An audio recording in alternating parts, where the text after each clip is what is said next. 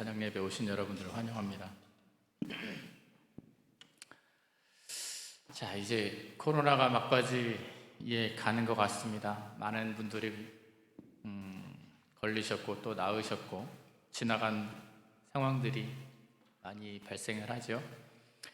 그러면 이제 우리는 어떠한 길로 가야 할까? 우리 교회는 또 어떠한 방향으로 가야 할까? 또 그동안 교회를 떠났던 많은 분들을 어떻게 하면 다시 교회로 돌아오게 할 수 있을까를 고민해야 되지 않을까 싶습니다. 우리 함께 기도하는 마음으로 찬양하겠습니다.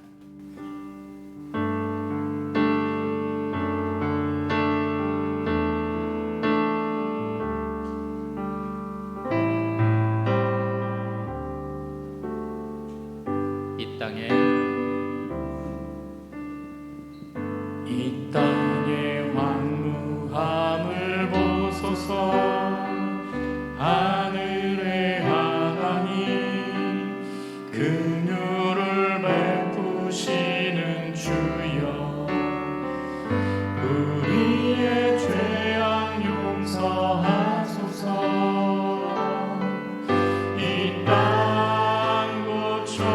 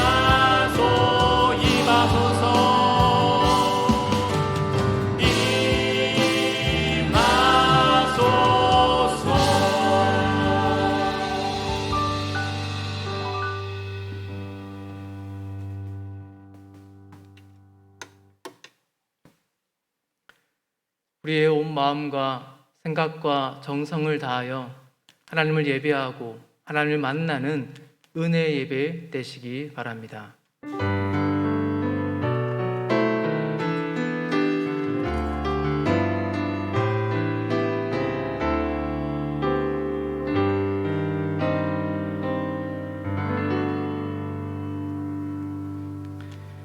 여호와께 감사하라. 그는 선하시며 그의 인자하심이 영원함이로다. 아멘. 선하시고 인자하신 하나님 아버지, 이 시간 우리 하나님 아버지 앞에 예배자로 나아갑니다. 하나님, 우리 예배 가운데 함께하여 주시고 이 예배를 통해 하나님을 경험하고 하나님을 만나는 은혜를 저희 모든 예배자들에게 허락하여 주시옵소서. 하나님, 계속해서 우리의 마음을 열어서 우리의 입술을 열어서 하나님을 찬양합니다. 하나님 홀로 영광 받아주시고 우리의 입술의 찬양 가운데 하나님께 영광 받으실 뿐 아니라 우리의 마음이 회복되어지고 우리의 모든 생각과 마음들이 하나님께로 집중되어지는 그 은혜의 시간 되게 하여 주시옵소서. 우리의 예배를 통해 하나님께 영광 돌리며 하나님을 만나는 은혜들을 우리 모든 자에게 허락하여 주시옵소서. 감사합니다. 모든 말씀을 예수 그리스도의 이름으로 기도드리옵나이다. 아멘.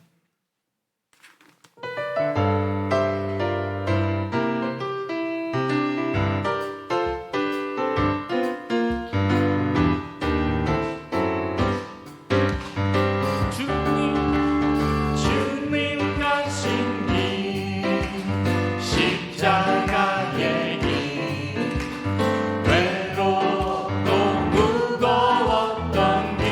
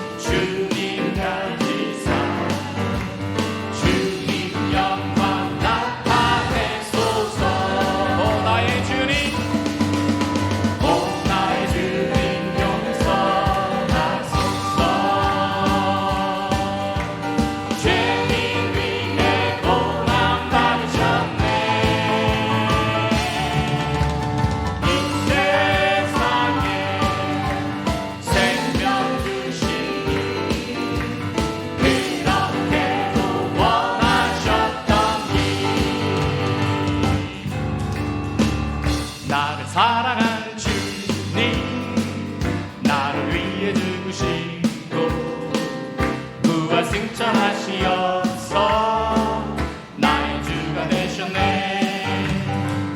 나를 사랑하는 주님, 나의 목자 되시어서 나를 항상 인도하니 주만 따라가리라. 주 오시면 천국에서 주님과 살리라 영원토록. 주 오시면 천국에서 주님과 살리라 영원. 나를 사랑하는 주님, 나를 사랑하는 주님, 나를 위해 죽으시고 부활 승천하시어서 나의 주가 되셨네. 나를 사랑하는 주님, 나를 위해 되시어서 나를 항상 인도하니 주만 따라가리라. 주 오시면 천국에서 주님과 살리라 영원토록. 주 오시면 천국에서 주님과 살리라 영원. 주 오시면, 주 오시면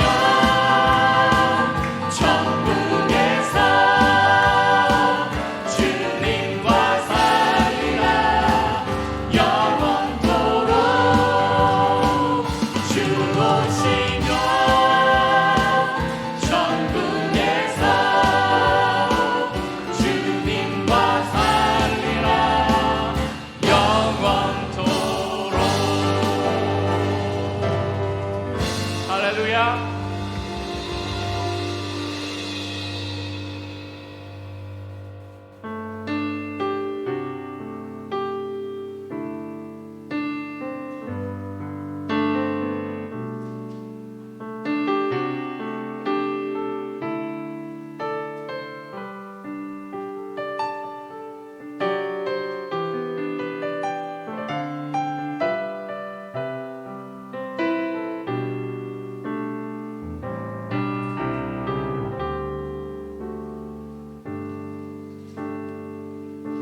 모든 능력과 모든 권세,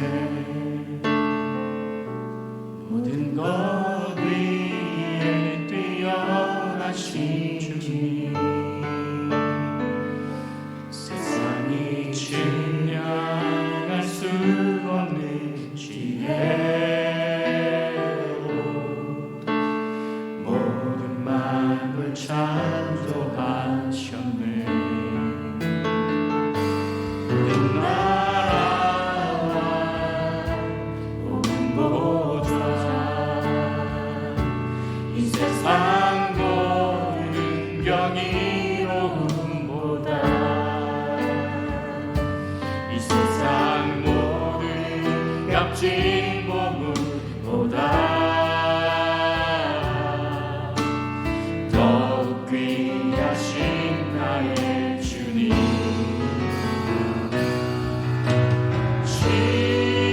십자가 고통 당하사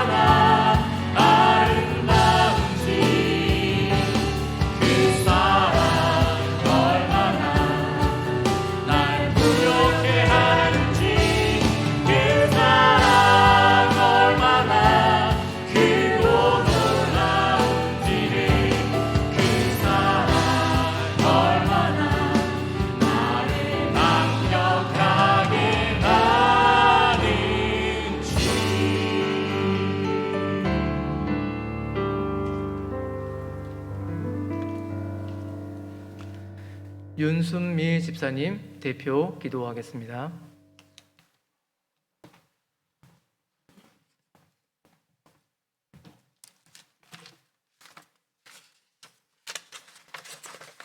기도드리겠습니다. 저희들을 날마다 푸른 초장 맑은 물가로 인도하시는 아버지 하나님의 한없는 은혜와 사랑을 감사드립니다. 이 시간 주님을 찬양하며 경배드리오니 우리의 예배를 받아 주시옵소서. 긍휼하신 주님, 예수님의 고통을 입고 살아온 저희들의 허물을 고백하오니 용서하여 주시옵소서.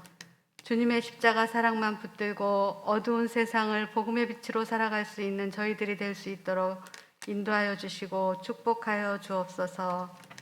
참으로 자비하신 아버지 하나님, 이 시간 분이엘의 성도들과 목사님을 위하여 기도합니다. 코로나와 그 밖의 질병으로 고통받는 성도들을 돌아보사 그들의 아픔을 아시오매 위로하여 주시며 치료와 회복의 은혜를 내려 주시옵소서. 나라를 위하여 기도합니다. 정권이 교체되는 시기입니다. 서로 화합하여 정치와 경제가 안정되게 하시고 온 국민이 함께 찬양하며 하나님께 영광 돌리는 이민족 되기를 간절히 기도합니다. 또한 우크라이나 전쟁이 하루속히 끝나게 하셔서 더 이상 무고한 백성들이 희생되지 않도록 역사하여 주시옵소서. 내일부터 고난주간 특별 새벽 기도회가 시작됩니다. 기도회를 통하여 우리 안에 잘못된 생각과 행동들을 회개하게 하시고 순결한 마음으로 주님을 따를 수 있는 믿음을 주시고 결단의 시간이 되게 하옵소서. 이 시간 말씀을 전하신 이혜종 목사님께 하늘의 능력과 권세로 함께하여 주시고 대언되는 말씀을 통하여 귀와 마음이 열리게 하셔서 삶의 열매로 나타낼 수 있도록 은혜 주시옵소서.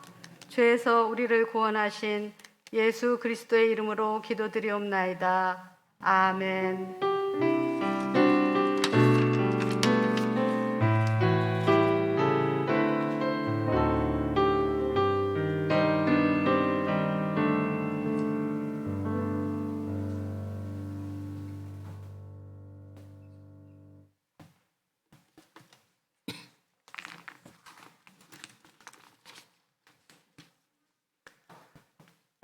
하나님이 오늘 우리에게 주신 말씀은 누가복음 12장 36절에서 38절 말씀입니다.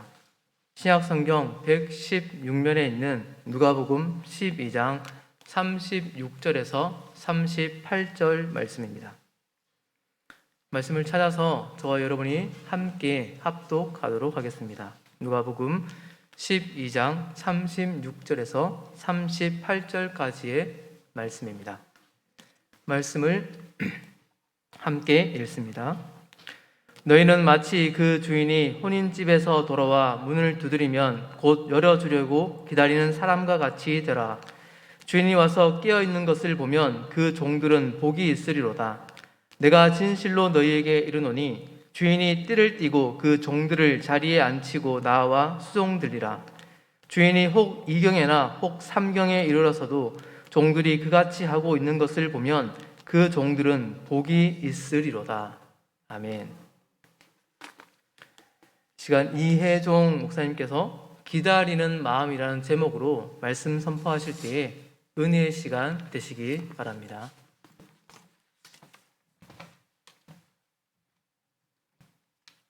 네, 반갑습니다. 혹시 찬양팀 오늘 리더 해주신 집사님께 부탁드리고 싶은데 찬양 끝나고 말씀 끝나고 아까 찬양하신 것 중에 주오시면 천국에서 그 찬양으로 바꿀 수 있을까요? 157장이었는데 혹시 가능하실까요?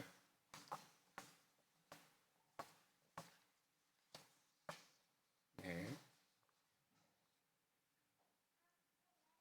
설교 끝나고 주오시면 천국에서 그거 할 수 있을까요? 네, 그냥 157장 하겠습니다. 예. 하나님께서 여러분들을 사랑하십니다. 예. 하나님께서 여러분들을 이 자리에 부르셨습니다. 예. 할렐루야.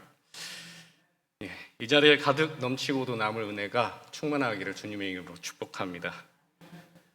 여러분은 오늘 요즘 어떤 재미를 가지고 살아가십니까? 어떤 사람들은 요즘 유튜브를 많이 보시죠. 먹방을 보면서 재미를 찾기도 하고, 게임 방송을 보면서 재미를 찾기도 하고, 정치 방송을 보면서 재미를 찾기도 합니다. 또 어떤 사람들은 음주 가무를 통해서 삶의 재미를 찾기도 합니다. 또 어떤 사람들은 여행과 등산으로 재미를 찾습니다. 이런 노래가 옛날에 있었죠. 술 마시고 노래하고 춤을 춰봐도 가슴에는 하나 가득 슬픔뿐이네. 예, 뭘 해도 재미가 없다는 뜻입니다. 그래서 마지막에 가수가 외치죠. 자, 떠나자. 동해바다로. 그리고 신화처럼 숨을 쉬는 고래를 잡으러 가자라고 합니다. 무슨 말일까요? 뭔가 좀 더 근원적인 재미를 찾고 싶다는 말인 것 같습니다. 돈이 생기면 재밌습니다. 몸이 튼튼하고 건강하면 운동을 잘하기 때문에 재미가 있습니다. 그리고 노래를 잘하고 춤추는 것도 재밌습니다. 그러나 이런 재미는 조금은 일시적이거나 단세포적인 재미입니다. 송창식 가수가 가자, 고래를 잡으러 라고 했던 말은 좀 더 살맛 나는 재미, 한 번뿐인 인생 좀 더 목숨을 걸 만한 재미를 찾고 싶다는 뜻일 겁니다. 저도 그 재미를 간절히 찾고 있습니다. 여러분은 그런 재미를 찾으셨습니까? 에덴 동산은 모든 것이 충족된 곳이었지만 아담은 제가 생각했을 때 조금 시큰둥했을 것 같습니다. 재미가 없었을 것 같습니다. 동산에 있는 것들에 대해서 이름을 붙여주면서 살았지만 주님이 보시기에도 조금 외로워 보였었던 것 같습니다. 그래서 하나님은 싱글 아담에게 이브를 만들어 주셨습니다. 그런데 이브를 본 아담의 눈에 갑자기 생기를 띠며 외쳤습니다. 이는 내 뼈 중에 뼈요 살 중에 살이라. 그러자 에덴 동산 전체가 생기로 가득 차다 못해 흘러 넘쳤습니다. 에덴은 그 뜻이 생명, 기쁨, 행복이라는 뜻입니다. 이 생명과 기쁨과 행복은 돈으로 환산할 수도 없고 돈으로 살 수도 없는 그런 깊은 재미입니다. 예수님은 바로 우리에게 잃어버린 그 생명과 기쁨과 행복을 찾아주기 위해 이 땅에 내려오셨습니다. 그 증거가 바로 오늘 읽은 말씀입니다. 오늘 읽을 말씀은 이렇게 시작됩니다. 너희는 마치 그 주인이 혼인집에서 돌아와 문을 두드리면 곧 열어주려고 기다리는 사람과 같이 되라. 이어서 예수님께서 말씀하십니다. 주인이 와서 깨어있는 것을 보면 그 종들은 복이 있으리로다. 내가 진실로 너희에게 이르노니 주인이 띠를 띠고 그 종들을 자리에 앉히고 나와 수종을 들리라. 조금 이상한 말씀 같지 않습니까? 종들이 먼 길을 다녀온 주인의 발을 씻기고 음식을 바치는 것이 아니라 오히려 주인이 잘 기다려준 종들을 섬긴다는 뜻입니다. 이 비유는 유명한 열처녀의 비유와 직결되는 또 다른 이야기입니다. 열처녀의 비유는 이런 것입니다. 열처녀가 신랑을 이제 나올까 저제 나올까 기다리는데 늦은 밤이 돼서야 신랑이 이제 막 도착한다 라는 소식을 받습니다. 그런데 슬기로운 다섯 처녀는 등불에 기름을 넉넉히 준비해 두었고 어리석은 다섯 처녀는 미처 준비하지 못해 기름을 구하러 간 사이에 혼인잔치에 들어가지 못했다는 이야기입니다. 이 비유들을 이해하는 키워드는 혼인잔치입니다. 오늘 말씀은 너희는 마치 그 주인이 혼인집에서 돌아와 문을 두드리면 곧 열어주려고 기다리는 사람과 같이 되라로 시작하고 있습니다. 그러므로 유대인들의 혼인 풍습이 어떠했는지를 먼저 알아야 비로소 예수님께서 이 말씀을 왜 하셨는지 그 뜻을 분명히 알 수 있습니다. 자, 그럼 지금부터 2000년 전 유대 땅으로 한번 가보기로 합니다. 그 혼인잔치의 광경을 머릿속으로 한번 그려보면서 들어보십시오. 한 여자가 있습니다. 한 여자가 한 여자를 보고 마음에 들면 그는 아버지에게 졸라서 혼인잔치 비용을 타냅니다. 그리고 그 돈을 들고 친한 친구들과 함께 그 남자는 여자 집에 찾아가서 먼저 여자 아버지에게 넙죽 절을 하고는 청혼의 뜻을 전합니다. 여자 아버지는 그 청년에게 몇 가지 질문을 하고 그 청년이 마음에 들면 잔치를 허락을 합니다. 이 잔치는 장장 일주일 동안 계속되는데 함께 먹고 자고 마시는 잔치에서 그 여자나 그 식구들과 친척들은 그 남자가 정말 괜찮은 남자인지 유심히 바라봅니다. 그리고 살펴봅니다. 이렇게 일주일 동안 계속되는 잔치의 클라이막스는 마지막 날입니다. 남자는 자기가 마음에 들어하는 여자 앞에 가서 포도주 잔을 놓습니다. 이렇게 놓고 이게 무슨 뜻일까요? 청혼의 뜻입니다. 그 청혼의 잔을 여자가 들어서 마시면 자기 남편으로 맞아들이겠다는 뜻이고 안 마시면 거절한다는 뜻입니다. 자, 앞에 놨습니다. 남자의 마음은 어떨까요? 쿵쾅쿵쾅쿵쾅 하겠죠. 아마 터지기 일보 직전일 겁니다. 과연 잔을 들어 마실까? 옆에 있는 주변인들도 아마 유심히 긴장감 있게 볼 것입니다.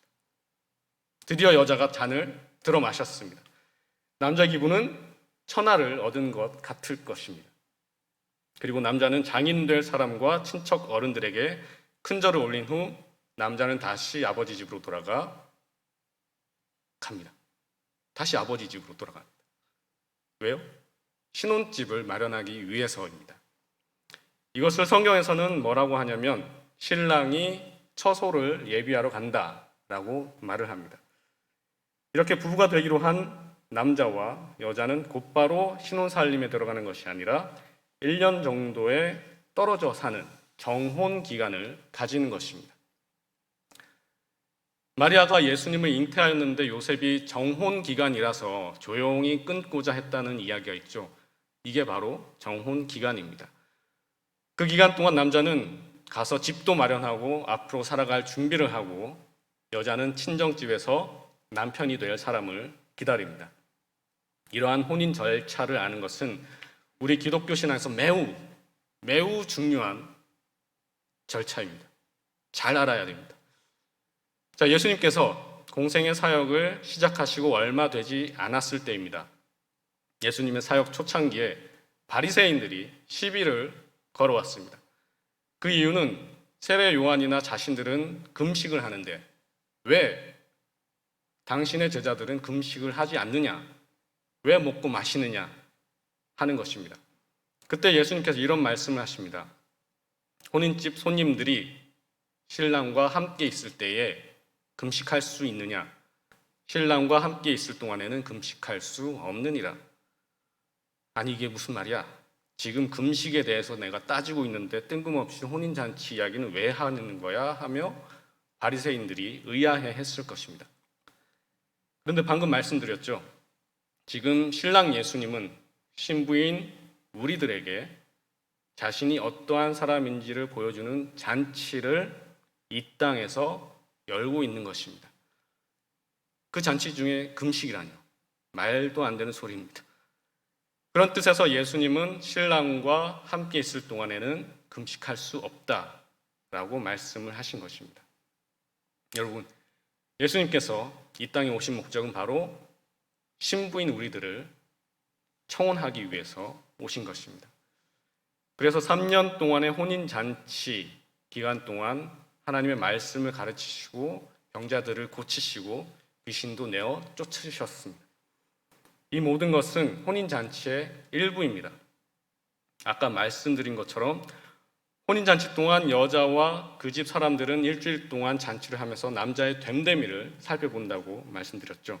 그것처럼 예수님은 이 땅에서 3년이라는 사역을 통하여 우리에게 과연 예수님은 믿을 만한 분인가, 내 인생을 전체를 맡길 만한 분인가를 알 수 있도록 혼인잔치를 여신 것입니다. 그 3년 동안의 사역을 통해서 말입니다.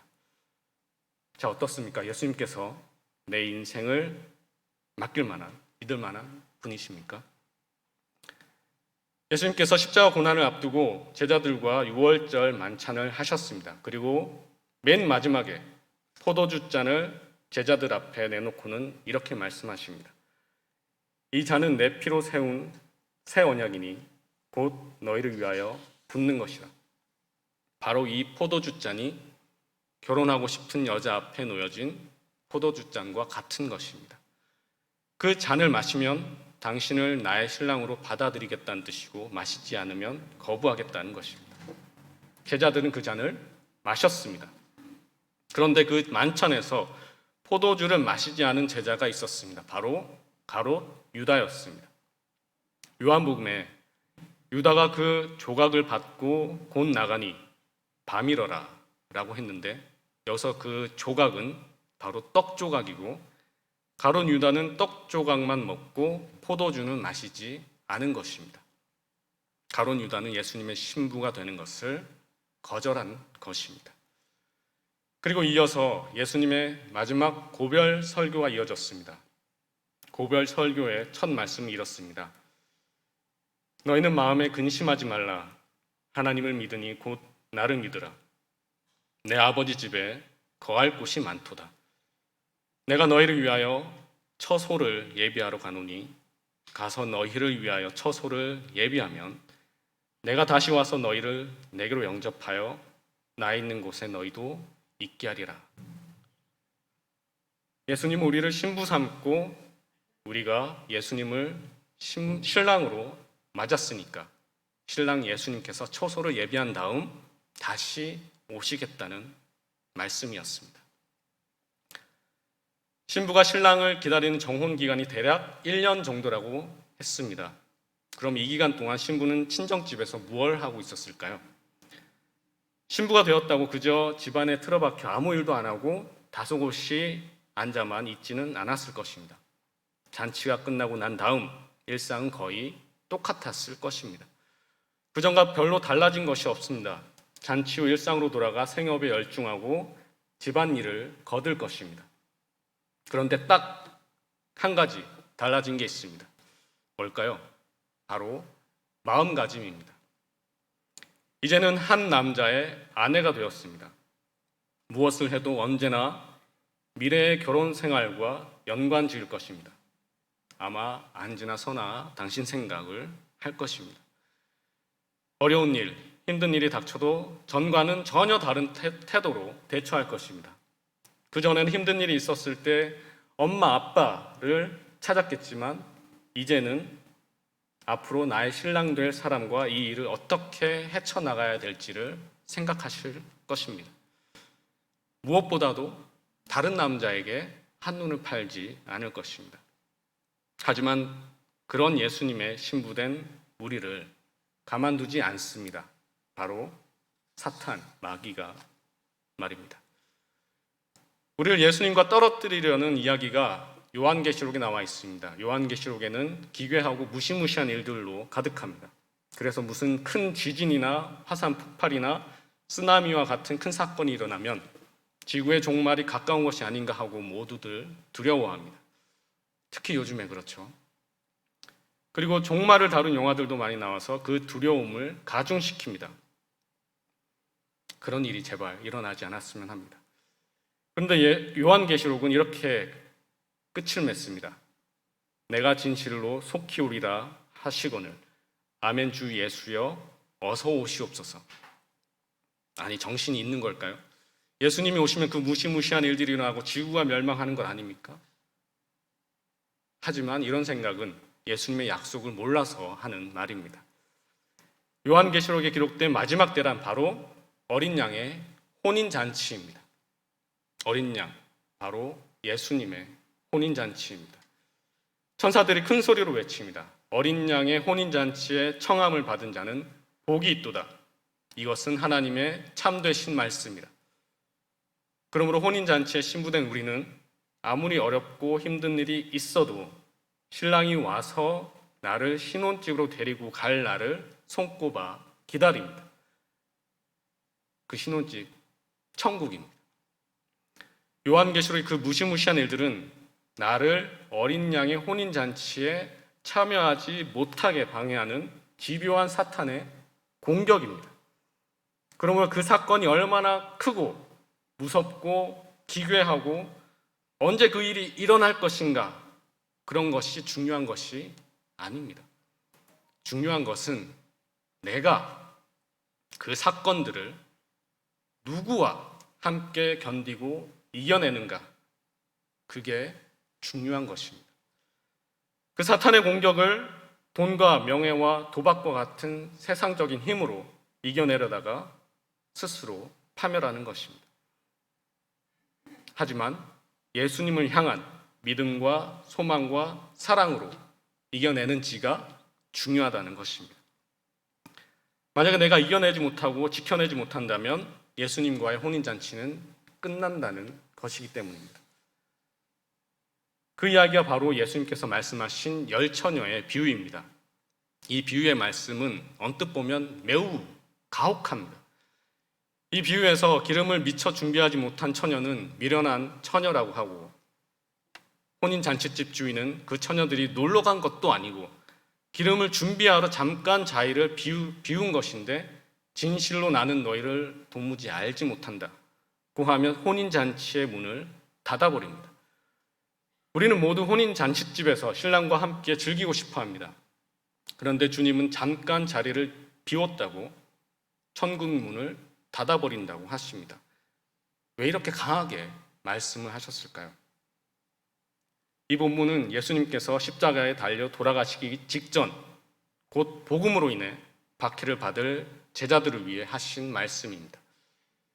이제 예수님은 곧 십자가 위에서 죽으실 것이고 이제 제자들 곁에 없으실 겁니다. 그때 제자들의 심정은 어떠했겠습니까? 너무나 허망하고 내가 지금까지 따랐던 예수님은 도대체 무엇이었나? 이제 세상에 빛이 없다. 어둠이고 밤이다 하며 지옥 같은 심정이었을 것입니다. 그러나 예수님께서 말씀하셨습니다. 얘들아, 반드시 내가 다시 오겠다. 내가 다시 올 때까지 이 앞이 보이지 않는 캄캄한 밤 같은 세상에서 이 말씀을 붙들어라.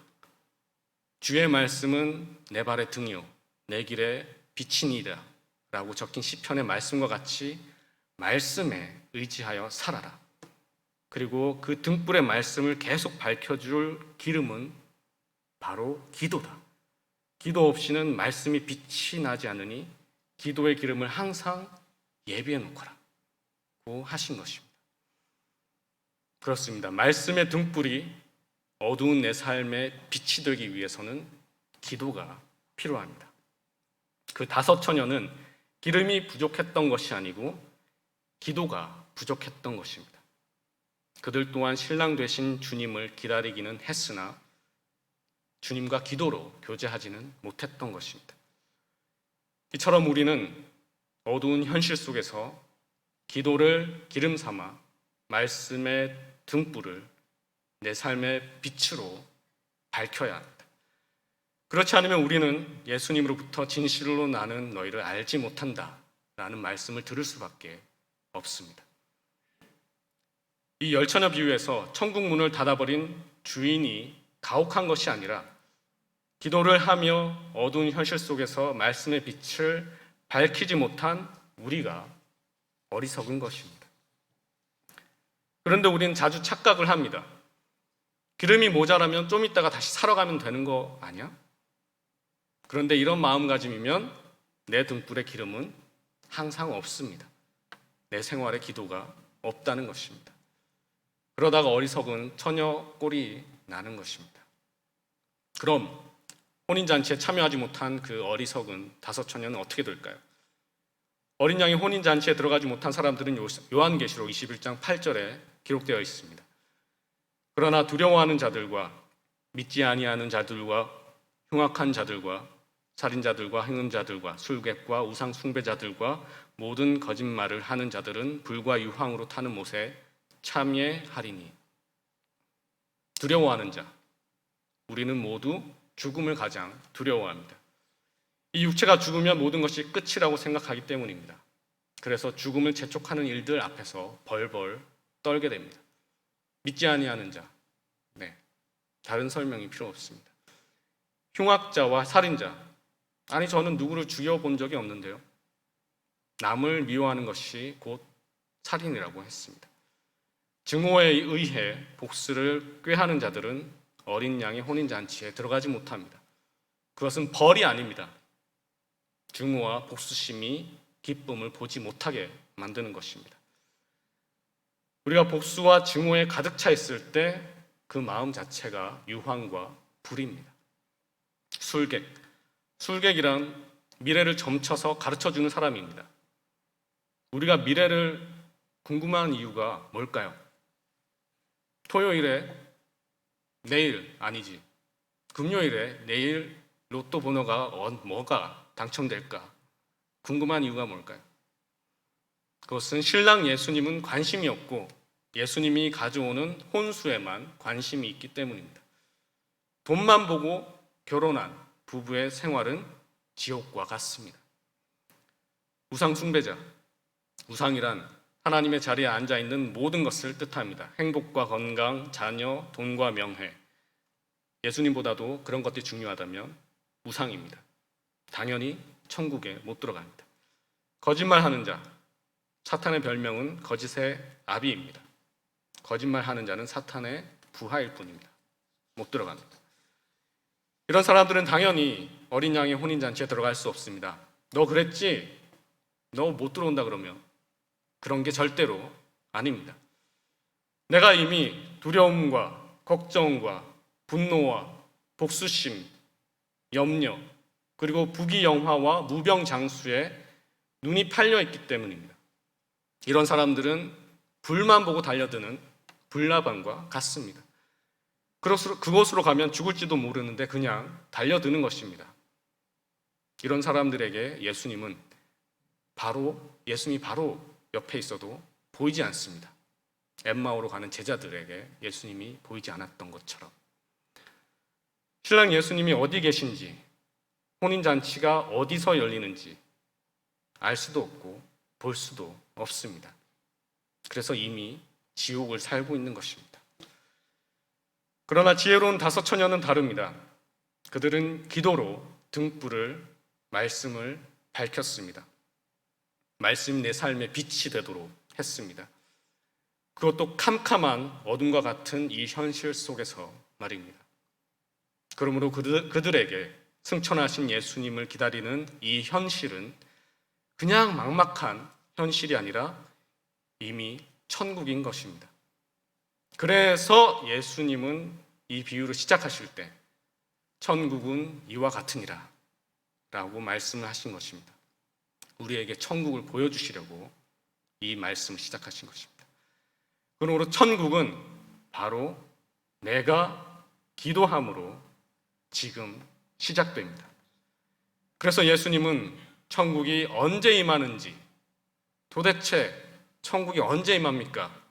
하며 묻는 바리새인들의 물음에 이렇게 대답하십니다.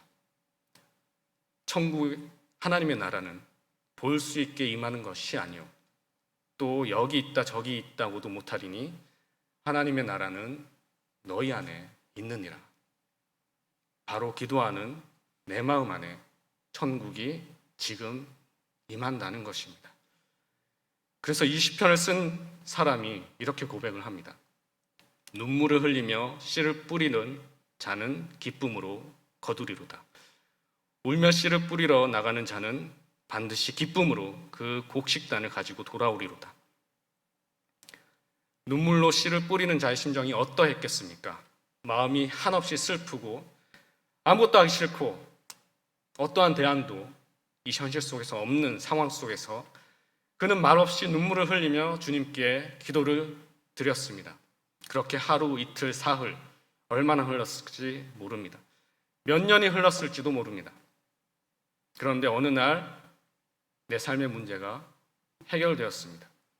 그리고 마침내 이렇게 고백을 합니다.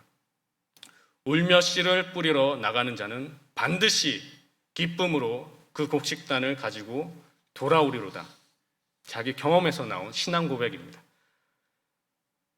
곧 십자가에 달려 돌아가신 예수님은 제자들에게 내가 다시 올 때까지 그저 당하고 그저 견디고만 있으라고 하지 않으셨습니다. 맨 마지막 설교에서 예수님은 우리에게 보혜사 성령님을 보내준다고 하셨습니다. 성령님은 예수님의 영이고 우리는 예수님의 영이 거하는 성전입니다. 그러므로 내가 정말 예수님의 신부라고 한다면 성령은 이미 내 가운데 계시고 나의 가장 가까이에서 살 길을 보여주십니다. 위로와 격려의 기도도 같이 해주십니다. 바로 등불을 밝히는 기도의 기름처럼 말입니다. 이것을 먼저 경험한 사도 바울이 고백합니다. 이와 같이 성령도 우리의 연약함을 도우시나니 우리는 마땅히 기도할 바를 알지 못하나 오직 성령이 말할 수 없는 탄식으로 우리를 위하여 친히 간구하시느니라. 성경은 어린 양의 혼인잔치의 황홀한 광경을 이렇게 묘사하고 있습니다. 내가 보매 거룩한 성 새 예루살렘이 하나님께로부터 하늘에서 내려오니 그 준비한 것이 신부가 남편을 위하여 단장한 것 같더라. 그곳이 바로 예수님께서 우리를 위하여 마련하신 처소입니다. 예수님과 우리의 신혼집입니다. 모든 눈물을 그 눈에서 닦아주시니 다시는 사망이 없고 애통하는 것이나 곡하는 것이나 아픈 것이 다시 있지 아니하리니 처음 것들이 다 지나갔음이로라. 사무치게 그리워하는 사람이 있으십니까? 너무 보고 싶어서 애타게 기다리는 사람이 있으십니까? 그 사람은 행복한 사람입니다. 그분이 예수님이라면 더욱 행복한 사람입니다. 보지 못해서 더욱 애절한 그 사랑이 우리 안에 있습니다. 그래서 우리는 오늘을 성실히 기쁘게 신랑 예수님을 기다리는 마음으로 살아갑니다. 예수님의 예루살렘 입성을 기념하는 오늘 저와 여러분의 마음에도 신랑 예수님의 입성을 감사하는 기쁨이 충만하시기를 주님의 이름으로 축원합니다. 기도하겠습니다. 주 여호와 우리 하나님이시여 주님 오실 날을 기다립니다. 성령님 복음의 비밀을 밝히 알려주시고 우리의 기도할 바를 알려주시며 주님을 기다리는 이 시간이 기도와 말씀의 충만함으로 가득 차게 하옵소서. 그리하여 우리 마음에 생수의 강물이 흘러넘치고 그리스도의 향기가 흘러나가게 하옵소서.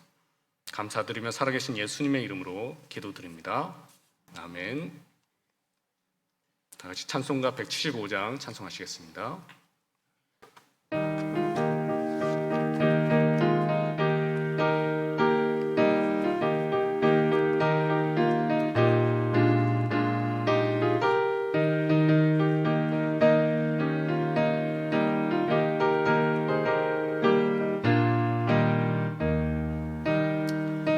대신 예수께서 다시 오실 때 밝은 등불 들고 나갈 준비 됐느냐.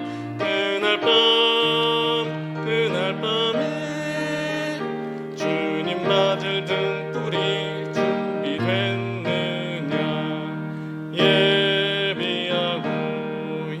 예비하라 우리 신랑 예수 오실 때 밝은 등불 손에 들고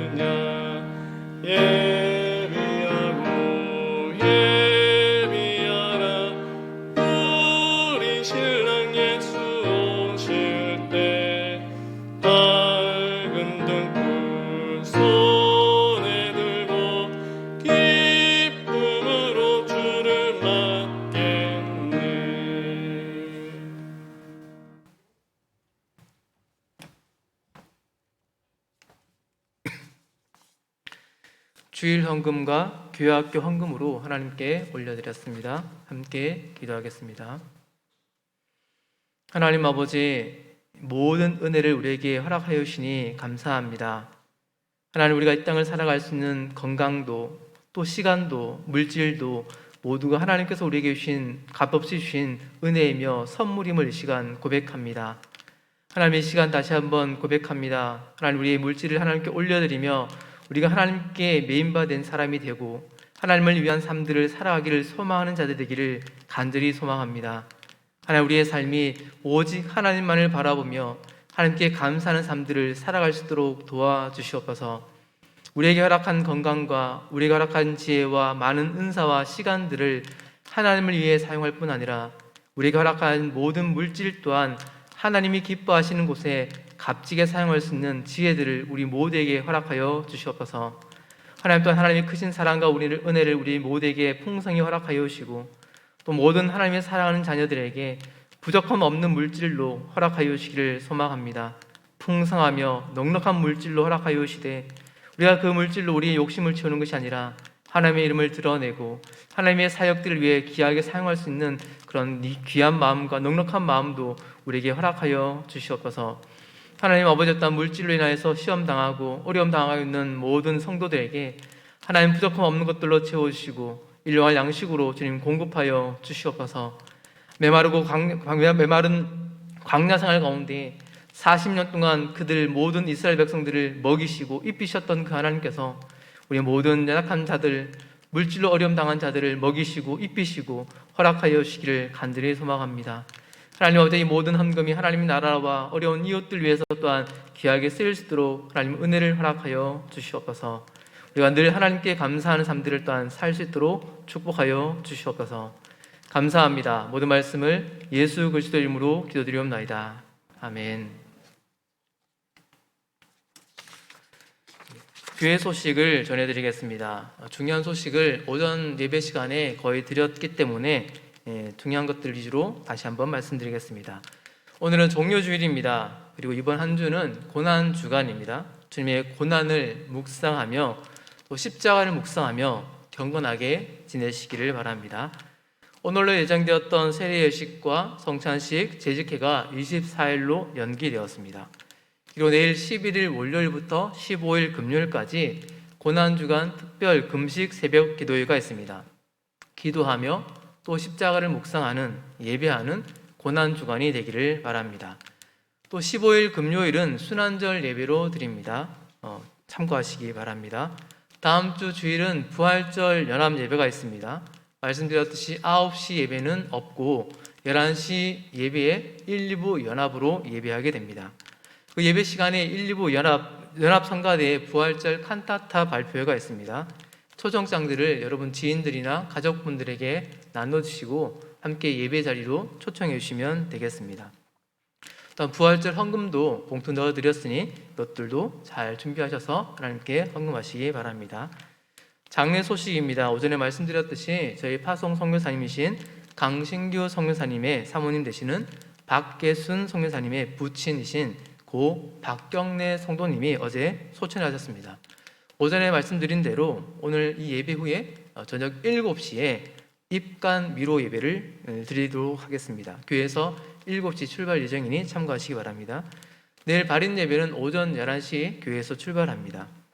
많은 분들이 함께 하실 수는 없지만 또 개인적으로 조문하실 수 있으니까 유가족들을 기억하시고 또 위로해 주시고 또 모든 장례 절차를 위해서도 기도해 주시기 바랍니다. 우리 옆에 계신 분들과 함께 성도의 교제를 나누도록 하겠습니다. 주님의 신부로 살아가기를 바랍니다. 주님의 신부로 우리의 삶들을 살아가기를 간절히 소망합니다. 우리 함께 이제 자리에서 일어나셔서 감사해요 주님의 사랑 찬양하고 이혜종 목사님의 축도로 오후 예배를 마치도록 하겠습니다.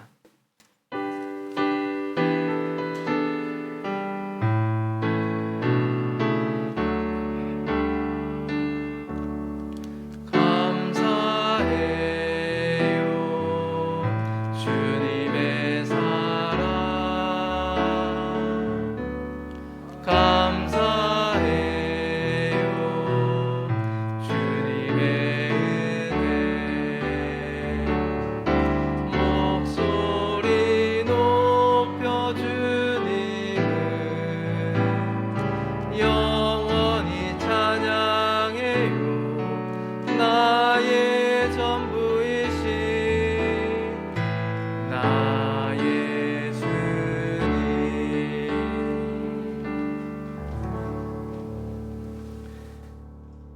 이제는 우리 주 예수 그리스도의 놀라우신 은혜와 아버지 하나님의 크신 사랑하심과 보혜사 성령님의 승리케 하시는 역사가 이 자리에 머리 숙여 주님의 신부가 되기로 작정한 모든 주님의 아들과 딸들에게 항상 함께 하시옵소서.